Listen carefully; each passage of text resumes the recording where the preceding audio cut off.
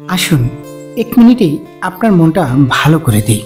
ধরুন হঠাৎ আপনাকে একজন ডাক্তার রিপোর্ট দিয়ে বলল আপনি আর মাত্র 30 দিন বাঁচবেন। আপনি ক্যান্সারে আক্রান্ত, এখন ঠিক শেষ পর্যায়ে। এটা শুধুই আপনি জানেন, আপনার পরিবার কিংবা বন্ধুরা জানে না। এখন এই রিপোর্ট পাওয়ার পর আপনি বাসায় গেলেন। প্রতিদিনের মতো আজকেও আপনার বাবা আপনাকে বকাঝকা শুরু করলো, তোকে দিয়ে কিছুই হবে না, সারাদিন কোথায় কোথায় থাকিস, তুই অকাজের ছেলে, ইত্যাদি ইত্যাদি।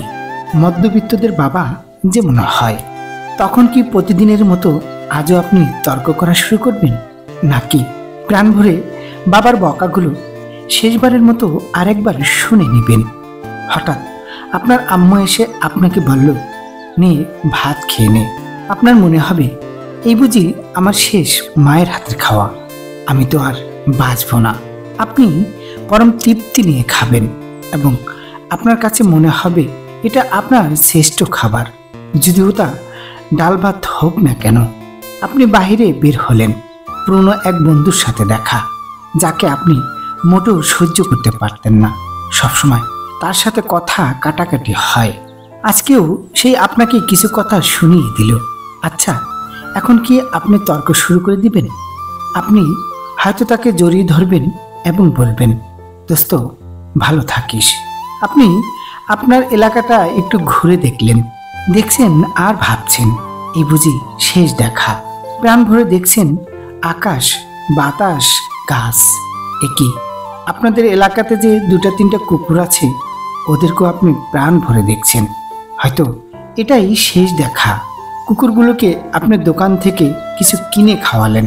এলাকার যে মুরব্বীদের দেখলে আপনি দূরে সরে যেতেন, বললেন, চাচা আমার শরীরটা ভালো নেই, আমার জন্য দোয়া করবেন, কখনো ভুল করলে ক্ষমা করে দিবেন। আপনার চক্ষু শীতল হয়ে যাচ্ছে। হঠাৎ আপনার মনে হলো নামাজ পড়া উচিত। আপনি দৌড়ে গেলেন আপনার রবের কাছে। আজ আর কোনো দুনিয়ার চাওয়া না, শুধু ক্ষমা ভিক্ষা চাইলেন। আপনি যা দেখছেন তাই ভালো লাগছে, সবকিছুই অসাধারণ।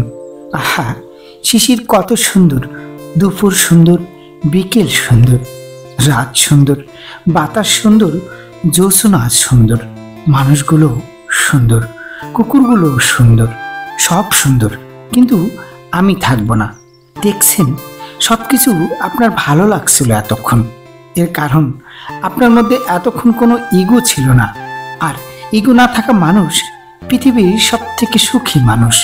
আমরা মৃত্যুর কথা ভাবতেই চাই না, এর থেকে পালিয়ে বেড়াই।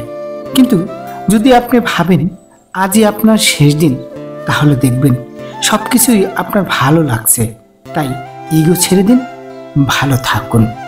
কারোর জন্য 40 বছর অল্প অল্প করে কেঁদে জীবনটাকে তছনছ করা চাইতে 40 দিন প্রতি সেকেন্ডে কান্না করা ভালো। নিজেকে দীর্ঘমেয়াদী মিথ্যা মায়াজালে আবদ্ধ করে না রেখে নির্মম বাস্তবতার সাক্ষী হওয়া ভালো। সময়ের সাথে প্রতিনিয়ত যুদ্ধ করে নিজেকে সামলে নেওয়া ভালো। যে আপনাকে দিনের পর দিন মানসিক যন্ত্রণা দিয়ে যাচ্ছে, আপনার চোখের তলায় কালো দাগ ফেলতে বাধ্য করেছে, সে কখনোই আপনাকে ভালোবাসেনি। ভালোবাসা এত অসুন্দর বর্ণের হয় না। ভালোবাসা আপনাকে অতিরিক্ত ভালো না রাখতে পারেও সাধারণ মানসিক শান্তি অন্তত নষ্ট করে না। যে মানুষটা আপনাকে ভালোবাসে, সে কখনোই চোখের সামনে আপনাকে একটু একটু করে ক্ষয়ে যেতে দেবে না। সে কখনোই চাইবে না তার প্রিয় মানুষটা দিনরাত তীব্র মানসিক যন্ত্রণার সাথে লড়াই করুক, তাও তার কারণে। আপনার এমন যন্ত্রণা দেখলে সে অনুশোচনায় প্রতি মুহূর্তে দগ্ধ হতো, যেমনটা তাকে অল্প আঘাত দিলেই আপনি দগ্ধ হন। কিন্তু যে আপনাকে ভালোবাসে না, তার কাছে আপনার এসব ভালোবাসা, এসব মায়া একদম তুচ্ছ। আপনি বিশ্বাস করুন আর না করুন, এটাই সত্যি। এই যে আপনি দিনরাত ভালোবাসি ভালোবাসি বলে কানের পোকা বের করেছেন, আপনার এই আবেগ তার মস্তিষ্কে একটু দোলা দেবে না। যদি তার সামনে তার জন্যই আপনি এক পৃথিবী সমান ভালোবাসা নিয়ে মরে যান, তবুও তার কিছু আসবে যাবে না। আই রিপিট, কিচ্ছু না।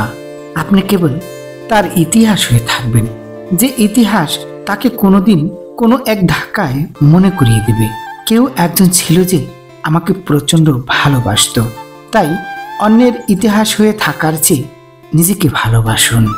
ধন্যবাদ।